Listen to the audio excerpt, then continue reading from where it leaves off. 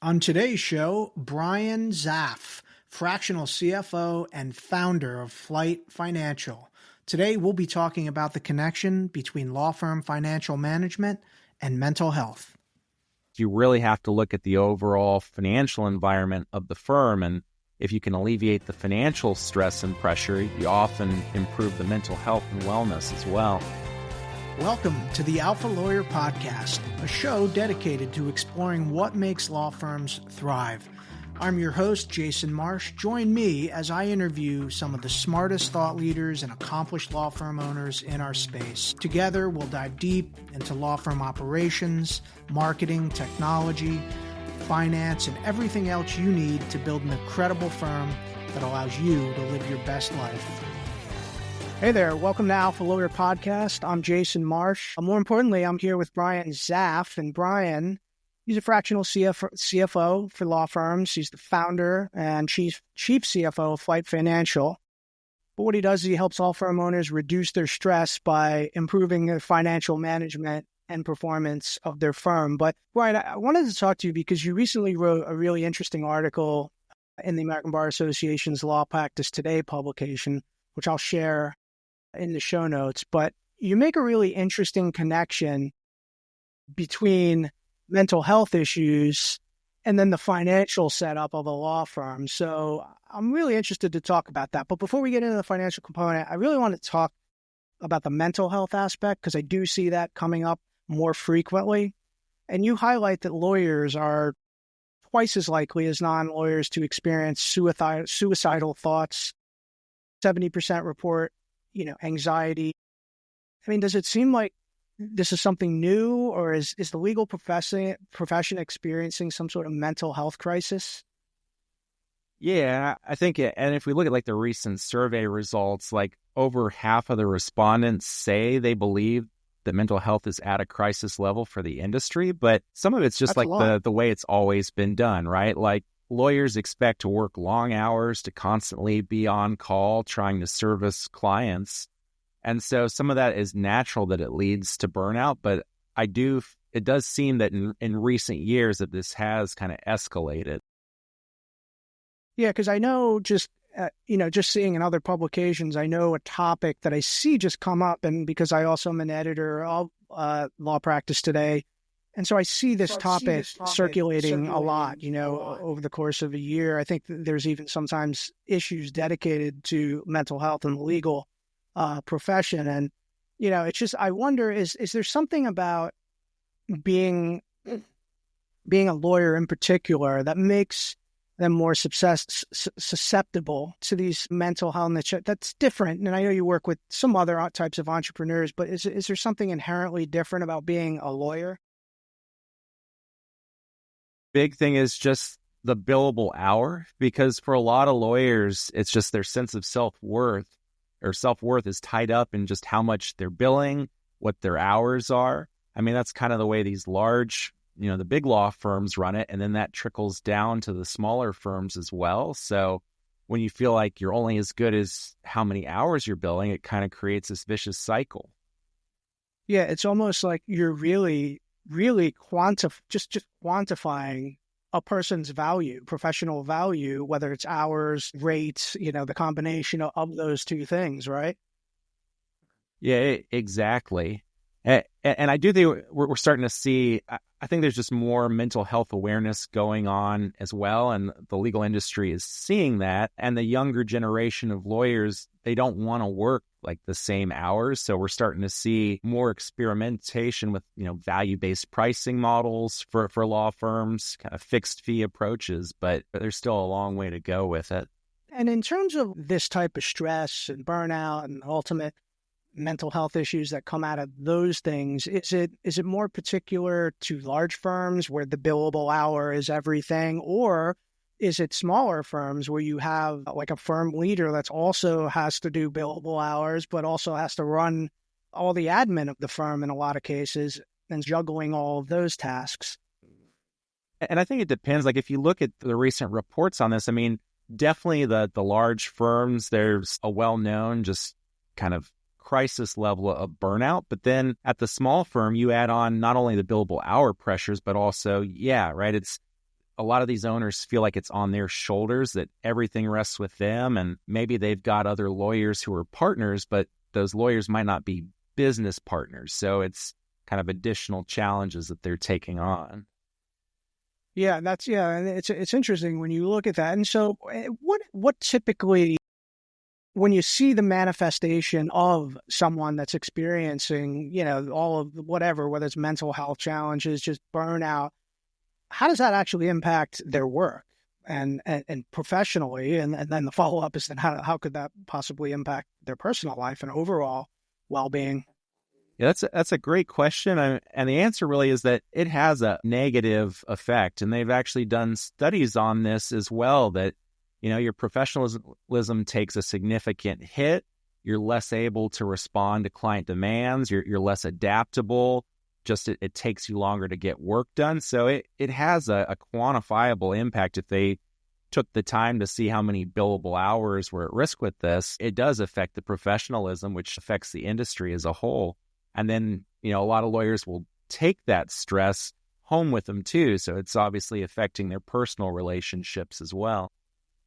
Yeah, I mean, it's interesting. And I certainly can relate to this as an entrepreneur, just having all the hats you have to wear, and you're responsible entirely for your income, and sometimes you can feel like you're on a treadmill, especially those early days, right before you've built out a team and processes and support, and things we're going to talk about that make that transition. But and reading your article was talking about how a lot of the current solutions, and again, I see this like in other articles that are written, the real focus when it comes to mental health, solving that stuff is just really on wellness and self-care. And obviously those are important things, not saying they're not.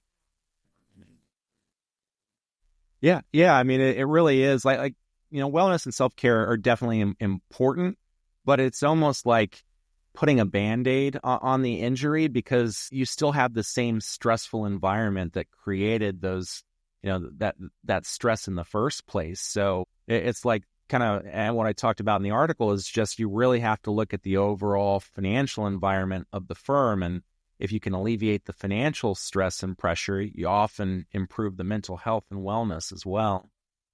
Yeah, and it makes so much sense. You make a great point. It is like putting a Band-Aid on it. Obviously, working on wellness and self-care is important, really, no matter what you're doing or level of stress. But if you have this incredibly stressful job and you're not fixing the root causes of that, well, that stuff isn't going to change. Now, maybe you can handle those things better, but there is a better path, right? Wouldn't it be much nicer? And you point out, and I think this is like, for anyone that's ever read like the E-Myth, right? Like lawyers start law firms because they're good at practicing, right? Or good at practicing law, not because they understand financial strategy or how to run a business or what investing in a business or any of those things. And honestly, I look at myself, I started a business 15 years ago. I probably would have never done it if I actually knew what was involved. Fortunately, I was just too dumb to know that there's a lot to it. But yeah, you start a law firm, you're good at practicing law, that's what you want to focus on, but all of a sudden you find out, well, how do you get clients? How do you manage those clients? Then you got to do the work, you got to bill for the work, you've got to, file your tax, you got to do all these things. And so, yeah, I mean, they're not set for it. No, it's like a completely different skill set that you're not trained on. And, the public school system definitely doesn't educate you, and you don't learn about it in law school. So yeah, you would think at some point law schools, I don't know what the mission of a law school is. Obviously, to teach you about the substance of the law, but it seems like there maybe could be some electives on how to start a law firm, things you should know. Because it's like you tell a story about a lawyer named David in the article, and what jumped out at me is you talk about, he's got the brand new Mercedes, he's taking the exotic vacations and so forth, and by all accounts, you look at that and you're like, that is a very successful practice. But what you don't realize is in the background is there's a lot of plates in the air, a lot of like weight on his shoulders, that this could all fall apart at any time if his marketing stops working as well. You got a couple unhappy clients, some bad reviews. And so, can you speak? I don't know if that was like an example of someone that you've actually worked with. It was, and it's a common kind of stressor that I hear when I talk to law firm owners is that success doesn't feel like success, right? Like they're profitable on paper, but they feel like it's, like you said, it's all on their shoulders. Like if they step away to take a vacation, when they come back, they feel like things are chaotic. They always feel like they have to accept all these maybe more demanding or lower paying clients because they worry the work will dry up. So there's a lot of stressors you don't just see by seeing, oh, this is a profitable firm on paper. Yeah, and has all the trappings around it, nice office, nice car, all nice home. Yeah, but you know what struck me as I was reading that? I mean, because it is kind of a classic case of not just for lawyers, but how a lot of people, even entrepreneurs, as their income increases, they also increase their lifestyle and their lifestyle expenses. And so the weight of all of that, whether, I don't know if you read Robert Kiyosaki or other people, it's like the idea that financial freedom and a path to wealth is all about living below your means, or even in some cases well below your means, so that you don't have that pressure to make the house payment, the car payment, go on the expensive vacation, but rather you have a buffer financially. You don't have the stress, right? Like, yeah, exactly. And I think the other thing that, Robert Kiyosaki talks about is just accumulating assets that generate income for you. And that's part of the challenge with being a law firm owner too, right? Is that a lot of the income is tied to your ability to deliver that work. And a lot of law firm owners, they don't feel like they can delegate and trust. I mean, maybe they can trust their team to do certain things, but at the back of their mind, they feel like they've got to keep their hands on everything. And when you do that, it kind of limits where you can scale to, right? There's only so many hours and so much energy in a day. So part of what sorry, go ahead. Yeah, I was just going to say it could, because that is a thing. And any entrepreneur, you read about the founder in this case. And here's one thing that I do find, I don't know if you come across this, but in line with what we talked about before, is a lot of lawyers, they start practices because they enjoy and they see themselves as practitioners and forget about the fact that you're a small business owner now. You are an entrepreneur above all, even before you're a lawyer. The legal services is what you offer, but people don't realize, and then they get very stuck working in the business, right? And there's always working in the business, working on the business, working above the business, all these different ways of moving yourself. Because even so, before we started this recording, we were talking a little bit about small business M&A. And, one of the things is obviously, the saying goes, the more your business, the more valuable you are to your business, the less valuable your business is. So you've got to find a way to begin to build a process and a system that can work independently of you. And of course, when you do that, I think stress levels can come down quite a bit. 100%, because then you don't feel like you're tied to whatever the outputs are. It's like your inputs get magnified. And especially for a firm like a law firm, right? Key man risk is a very real problem, because if something happened to you, like in the David case study, right? If he had a heart attack, he was worried that the leads would dry up, that the business would dry up, and then what's he leaving for himself or for his family? So, like you were saying, you've got to figure out a way to build a financial machine that can make money to support your lifestyle and be a sellable asset, even if you're not actually doing the legal delivery work. Yeah, and it's unbelievable. Yeah, and I want to get into that. But in terms of the biggest thing I took from David, and just to back up, like, I don't know where, maybe this is Robert Key, but and you mentioned this in your article, and that's why I want to emphasize it, because we're going to get into how you can start to address these things. But it really isn't about how much money you make. It's how much money you keep, right? And so it's like, I think you talk about the idea that to start to create some stability and to find growth, that law firm owners, you have to change your mindset. You have to start to think about your law firm as an investment, or like it's a machine that can, have a process that can produce results consistently and efficiently. Exactly. And on that mindset point, like, your job really isn't chief lawyer, right? It's CEO of your law firm. And It's just a different kind of set of skills that you need to bring to that role.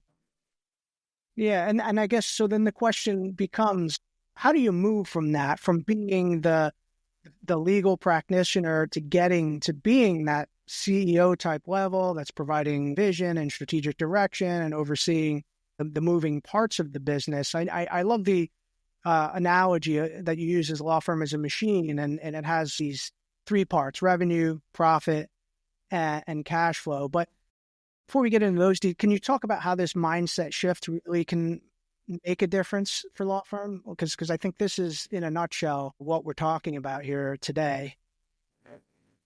Yeah, and it's really like kind of your self-identity. Like, okay, you're a lawyer, but now you're also a business owner. And I love the saying that you can't read the label when you're stuck inside the jar. So you really have to find it, and whether that's carving out dedicated time, maybe even just an hour a week to start to see, okay, where is my business today? Where do I want it to go? And then backing into what's that roadmap look like? And, honestly, if you're okay being stressed and with your firm where it is, okay, you don't need to change. But if you want to be able to make your firm less reliant on you, you've got to figure out kind of where are you the key bottleneck in some of these processes, and how do you start backing out of that? And it starts with creating. Sorry, go ahead. It's interesting. Have you met lawyers that are like, no, I'm perfectly happy with the stress, good to just continue on as is, just in the David approach? It's like, hey, we're going to keep on this treadmill, making money, spending a lot of money, but I'm happy with that.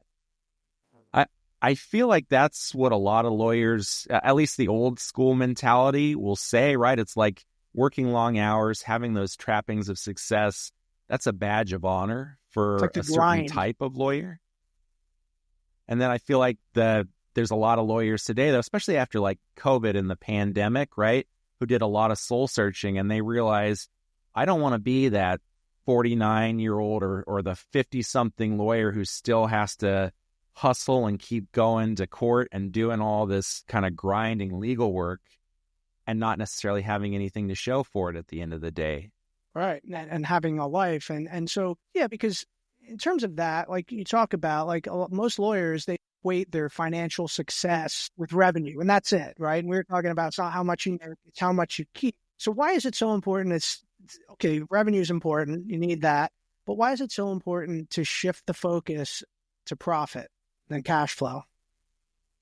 Yeah, because, like you said, right? Like a lot of lawyers focus on their revenue and how much are we billing, but you can be billing tens of millions of dollars, but if you're only keeping a couple $100,000 of that, you've got a problem. That's not sustainable. Whereas you could bill a lot less, but if you're monitoring like the expenses and where you're kind of allocating your funds, you can keep a lot more, which means you can do less work and have more time for the things that matter.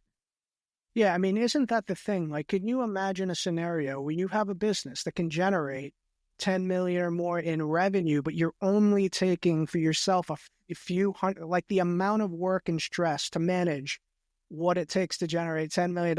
And then that's all you can bring home. And that's a nice, if anybody can bring home a few $100,000, listen, that's an excellent income, no question about it. But just in terms of what you're actually dealing with, and that you could have, probably, I would imagine. I mean, I want to talk about profit. I do have a question, sort of what is a good net profit margin? We'll get to that in a second. But you also talk about how lawyers often, as they just don't have they don't have any financial strategy whatsoever. And as a result, that's why all they can do is look at the top line revenue. And that's an indicator of how we're doing this year, last year. That's a number we can look at, but it's not the only metric. And the reality is it's not the most important metric. Well, it's not. And you really have to start with figuring out like what's most important to you. Like what do you value? What do you want out of life? And if what you want is to work a whole bunch of hours and just bill as much as possible, okay. But if you want to do meaningful legal work, but also have time for other pursuits, maybe travel or for family or whatever, that's a different type of firm you need to think of how you design. Yeah, and okay, so let's talk about the machine and the three key parts, right? The three pillars of a successful firm, as you put it: revenue, profit, and cash flow. Can you just talk about each one of those, what each one is, why that individual one is important? Sure. Yeah. And revenue, that's what you're billing out. That's kind of the money that comes into your firm from client payments or referral sources. And then your profits, what you're keeping, at least on paper, after you cover all the expenses to pay your team, pay for marketing, pay for your operations and overhead. And then obviously profit on paper is not necessarily the same thing as like cash in the bank, right? Collections are a huge problem. There's a lot of law firms that have these long-standing accounts receivable, and that hurts your cash flow. Or, if you're a prompt payer on paying your suppliers, that's great for them, but that's also hurting your cash flow. Or, if you're taking on debt or you're buying a lot of assets, you've got, expensive real estate that you're making improvements to, all that impacts what you're able to actually take home. In terms of, you're describing people who have big accounts receivables, but they're real on time with their payables. So there's a mismatch there. You're paying your bills on time, yours aren't getting paid. And so your cash is getting depleted. And so all of the aspects of the business that are hungry for cash, payroll, other G&A expenses, it's like you have to have the money. And you can absolutely see how that one in particular can be very stressful for any business owner, certainly a law firm, when you just have these pile of bills, but the money that you're owed, it hasn't hit the bank account to actually pay those bills. Well, and the other thing too is that creates, it's an extra job, and often the law firm owner is the one who ends up following up on that. And then it can hurt client relationships because you're constantly chasing them about, hey, we need you to pay on this, we need you to pay. And then it's a back and forth like, oh, do we have to negotiate an extra discount for them to get them to pay something? And it just adds extra stress. And what do you recommend there? Is it best to use a buffer, have, an admin or an office manager, fractional CFO, somebody that's being the bad guy, so you can continue to be focused on maintaining positivity of the client relationship and not getting into the weeds on money, right? Because that can be difficult and weird for people at times. And I would say the law firm owners really should not be the ones having to chase after AR. So if they've got somebody on their team or they have a third party who can handle that, that's great. But really, I prefer to take a preventative approach. So to the extent that you can collect cash up front at the start of the engagement, and there's different ways to do that, but that prevents a lot of the problems that you're not billing out a bunch of work and then worrying if or when you're going to get paid. Yeah, I'll bet. And I've heard of attorneys that are like, forget AR, they're like months behind in even sending the bills out for work they've done. And to me, that's insane, right? Like, the whole idea is that you make money if you're not going to actually go out and in that scenario, you've got to offload that probably. That's got to be the first thing you offload. Just get the bills out the door, ideally up front, like you're saying. Well, yeah, and it does become a problem, and it also can affect your relationship with your team, because if you have other attorneys and they're incentivized based off of hitting certain billable hour targets, then maybe they're billing a lot, but if they're involved in like collections and following up, I've seen law firms who they've got millions of dollars in AR sitting out because the team hasn't done the collections work on it either. Yeah, that's unbelievable. I mean, that amount of AR on the balance sheet. So let me ask you, if a lawyer, okay, they hear what you're saying, they're open to a mindset shift and saying, okay, I need to look at my firm more like a business, more like an investment. What are the biggest challenges they actually face in the execution of all of this and these various parts of their financial machine, as you put it? I mean, the first thing, like you said, is just having that mindset shift to start thinking of it as a machine that's got parts. And then from that, it's finding the time. Like, if you're tied up on like the legal work and then you're just trying to, keep the wheels on the bus, so to speak, right? It's hard to get into that mindset of, I need to carve out a block of time where I'm not going to be doing that to focus on this instead.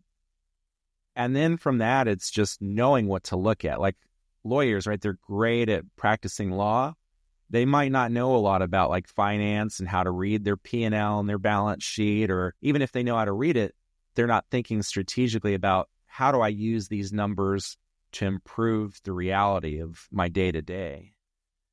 Yeah, because there's so much information there. I was talking to an accountant a while back, and he was telling me he has clients that they judge the performance of their business just based on how much money is currently in the banking and the checking account. And they have no idea what their revenue or expenses are. They could actually, in many cases, are losing money or taking distributions beyond what the business can support. So I think that's just incredible when you think. But again, it just goes back to the mindset shift that, yeah, you're an attorney and you can be a very good one, but now you're a business owner and you have to act like one and you have to think like one and do all of the things. And it's a challenge, no question, even with the best of intentions. But there is a path to doing it properly.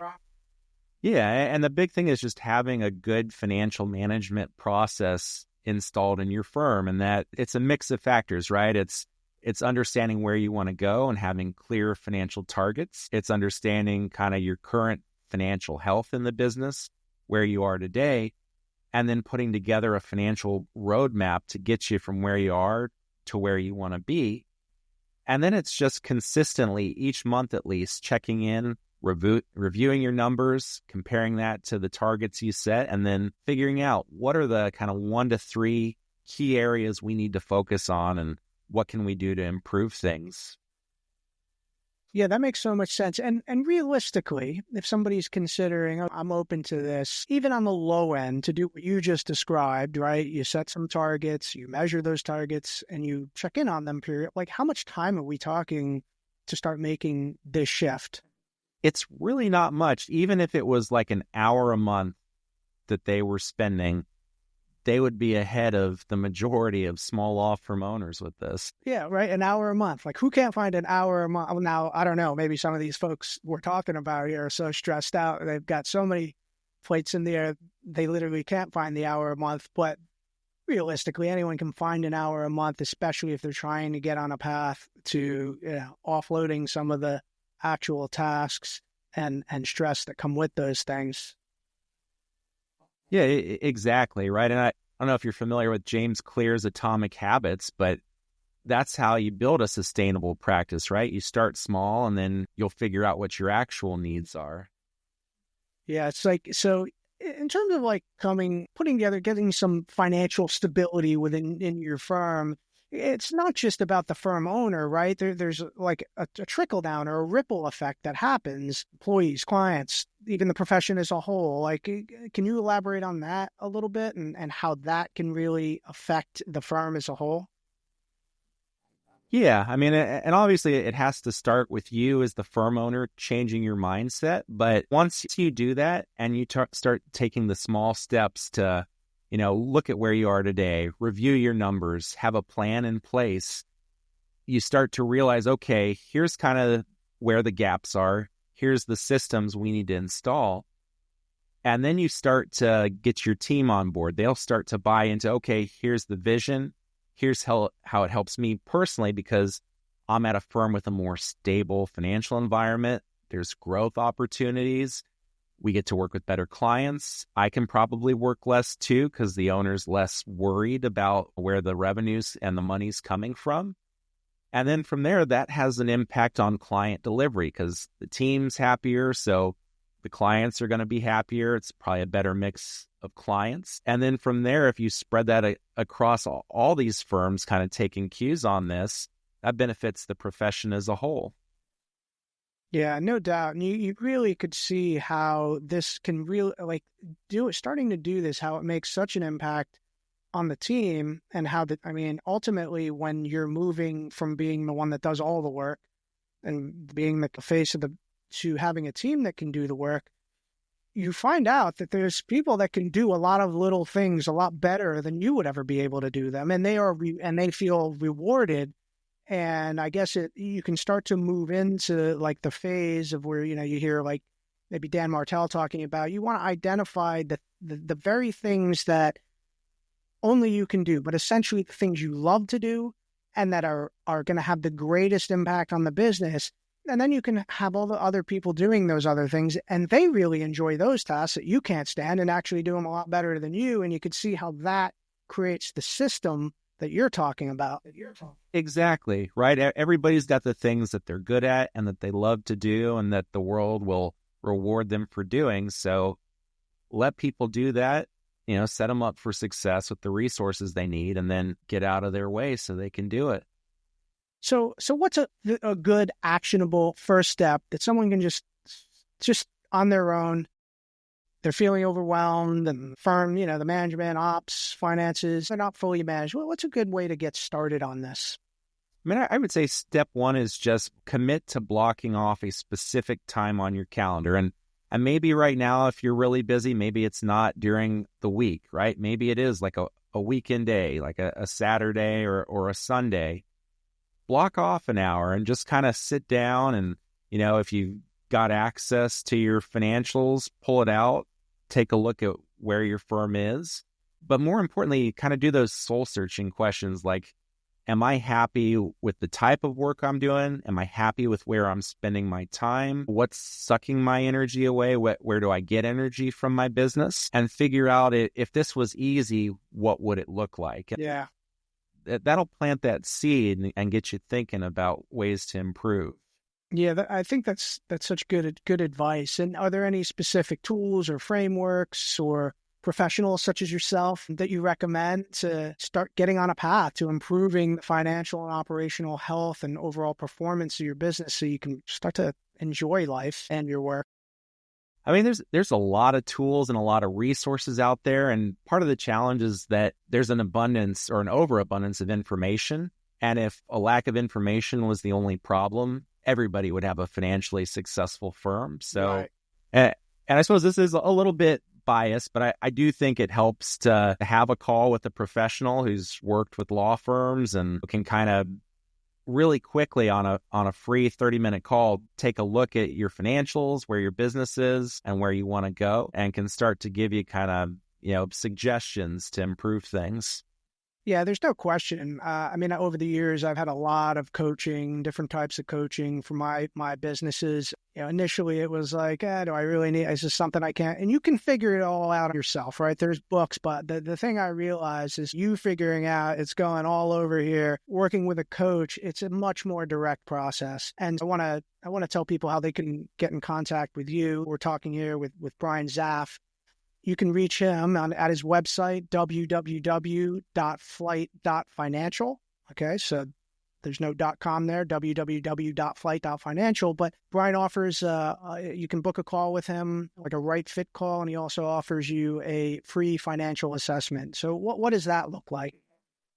Yeah, so with the financial assessment, I'll take a look at your past couple of years of financial data. And I'll, examine the trends and put together a short presentation. We'll hop on an hour-long call where I'll walk you through, here's what I see. I'll ask you a couple questions to drill in, and you'll come away from that call with just a few clear, actionable insights for what's holding you back and things you could do to get where you want to be.